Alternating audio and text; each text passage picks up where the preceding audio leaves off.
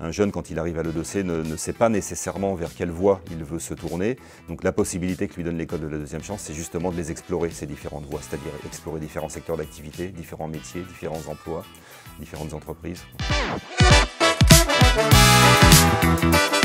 Cameron Corengold, ancien stagiaire à l'école de la deuxième chance. Eh bien, je suis Bruno Libaud et je suis directeur de l'école de la deuxième chance Val-de-Loire. Sabrina Laoui, formatrice à l'E2C sur Wanted TV. L'école de la deuxième chance accueille des jeunes de 16 à 30 ans qui souhaitent élaborer un projet professionnel. Notre territoire d'intervention c'est le département de l'Indre-et-Loire et le Loir-et-Cher. Mais là, pour ce qui nous intéresse, je pense que c'est plutôt l'Indre-et-Loire. Les jeunes arrivent à l'E2C soit par voie de prescription, soit en s'inscrivant directement sur le site internet de l'école. Notre public cible est essentiellement un public de jeunes demandeurs d'emploi, sans diplôme, sans expérience professionnelle, dont certains résident dans les quartiers prioritaires de la politique de la ville. Le critère essentiel pour nous, c'est la motivation, pouvoir s'engager dans un parcours de formation que nous proposons sur 9 mois. Après un parcours compliqué, j'ai décidé et j'en avais marre d'être enfermé chez moi et d'être en échec scolaire constant. Je me suis dit que j'ai d'essayer au moins quelque chose pour en sortir. Je savais pas quoi faire et quand j'ai vu qu'il y a quelqu'un de deuxième chance, il fallait pas rentrer avec un projet en tête. J'ai décidé d'essayer. À la base, je pensais pas que j'allais tenir, mais ça s'est bien passé, je dirais. Donc quand on est formateur ou formatrice à l'école de la deuxième chance, on accompagne les jeunes, de 16 à 30 ans, dans leur insertion sociale, professionnelle et citoyenne.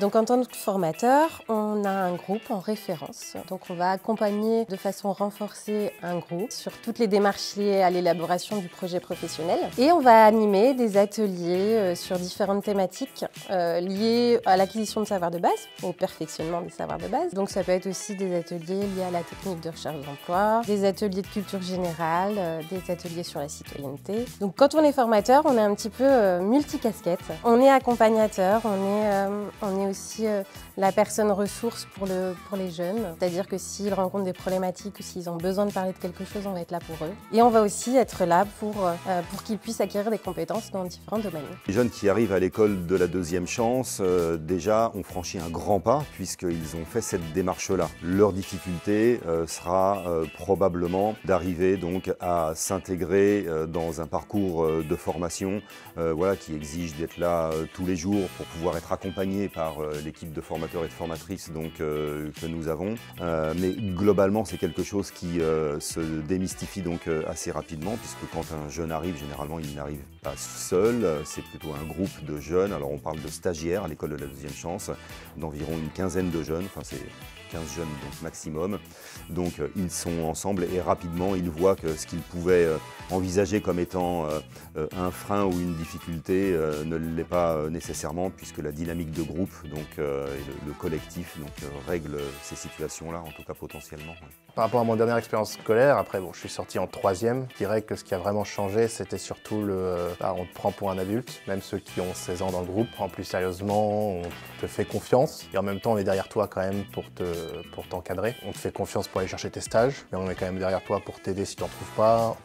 Tu es tenu responsable de tes actions, on te fait confiance pour toute démarche que tu fais. Et en même temps, t'es pas enfermé à l'école et t'as pas l'impression que tu dois attendre juste la sonnerie de 16h30 pour sortir. Il y a une réelle liberté de mouvement et tu dois juste être là à l'heure et pouvoir te présenter à l'heure et pouvoir sortir à l'heure. Il n'y a pas ce côté de tu peux pas sortir, t'es enfermé. Comme je dis, on te traite comme un adulte. Il n'y a pas à constamment devoir justifier tes mouvements, tu es juste là et tu es là. Alors, la motivation, c'est l'élément clé quand même de notre dispositif. C'est là-dessus déjà qu'on va recruter les jeunes. Quand ils veulent entrer à l'E2C, ils vont passer un entretien de jury où on va essayer de jauger leur motivation. Quand ils entrent dans le dispositif, ils sont censés déjà être motivés. Donc on va essayer de maintenir cette motivation tout au long du parcours. Et donc ça va passer par plusieurs types d'ateliers, par plusieurs types de discours. Et on s'adapte forcément aussi aux jeunes. Sur le plan professionnel, j'ai commencé sans aucun projet et après avoir fait plusieurs stages dans différents milieux différents, je me suis retrouvé vers la fin à savoir ce que je voulais faire, qui était faire de la réception en hôtellerie. Et maintenant, j'ai réussi à décrocher une formation en titre professionnel. Et sur le terme personnel, j'ai commencé avec une très grosse anxiété sociale, surtout après avoir été enfermé pendant le Covid. Et maintenant, je suis passé de même pas être capable d'aller faire des recherches de stage à y aller tout seul et à faire au moins 10 entreprises en une journée pour essayer de trouver un stage. Et être capable d'aller faire des entretiens sans paniquer. Je suis plutôt très content sur ce point. Et maintenant, je fais un métier où je dois interagir avec des clients tous les jours, donc je pense que c'est très bien fonctionné. Énormément de satisfaction. C'est une marque de reconnaissance de tout le travail accompli par l'équipe pédagogique donc, de l'école, que de voir un jeune accéder à son premier contrat de travail, à une reprise de formation, qu'il s'agisse d'un apprentissage ou d'une formation qualifiante. Donc le fait de voir le jeune être content de son parcours, de le voir être satisfait de sa réussite, ben voilà, pour nous c'est une vraie satisfaction. Le fait d'avoir l'école des chances, ça m'a permis de voir quelque chose de différent qu'on ne m'avait pas montré d'habitude à l'école. Il y a beaucoup de choses à l'école qu'on ne m'explique pas, que je comprends à l'école deuxième chance. Donc oui, je pense que ça doit vraiment changer. Mais surtout aussi la culture autour de l'éducation et du travail. Dans ce qu'on t'apprend à l'école ou même tous les jours, on te dit que tu dois absolument avoir un diplôme, là où tu peux avoir une formation directement et être plus tranquille. Jusqu'à ce que je sois allé dans l'école deuxième chance, je ne savais pas comment gérer l'administration, je ne savais pas comment gérer quoi que ce soit. Je ne connaissais pas mes droits sociaux, enfin mes aides sociales. Cette année, pour la première fois, j'ai rempli une déclaration d'impôt. Là où quand je voyais celle de mes parents, je paniquais un peu alors que c'était pas les miennes, mais maintenant j'arrive à le gérer sans problème parce que je sais comment ça fonctionne. Que mentalement pendant très longtemps j'avais l'impression que je devais absolument aller à l'université, que je devais absolument avoir le bac l'université pour pouvoir faire quoi que ce soit. Maintenant non, je sais que je peux avec un titre professionnel, je peux repartir faire des études après, que je peux travailler directement, monter une carrière, puis recommencer une autre. Enfin, le fait d'avoir l'école des chances, ça m'a permis de voir quelque chose de différent qu'on m'avait pas montré d'habitude à l'école. Il y a beaucoup de choses à l'école qu'on ne m'explique pas, que je comprends à l'école deuxième chance. Donc oui, je pense que ça doit vraiment changer. On est en constante collaboration avec les structures partenaires, que ce soit associatives ou entreprises.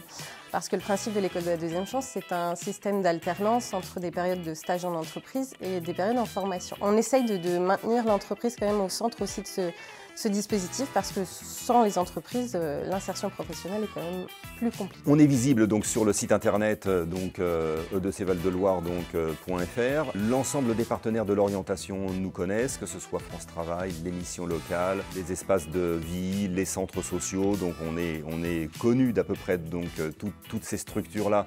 Donc les jeunes peuvent s'informer, se documenter donc auprès d'elles, mais auprès de nous aussi en direct. Quand vous commencez votre parcours à l'école de la deuxième chance, il y a une période d'essai de 6 semaines qui vous permet de faire le point au bout de ces 6 semaines sur la réponse qu'apporte le dossier au projet que vous avez. Voilà, et les informations sont disponibles sur le site internet. Ça coûte rien. École de la deuxième chance.